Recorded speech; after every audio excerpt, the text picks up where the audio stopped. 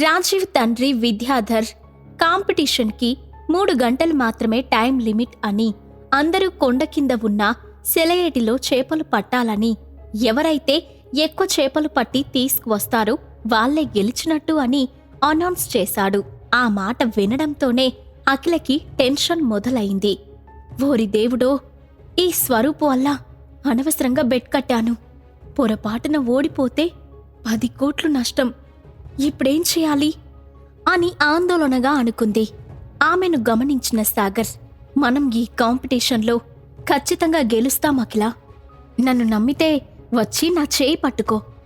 ప్రశాంతంగా కొండ మీద తిరుగుదాం. అక్కడి నుండి వ్యూ చాలా బావుంటుంది అని చేతిని చాచాడు.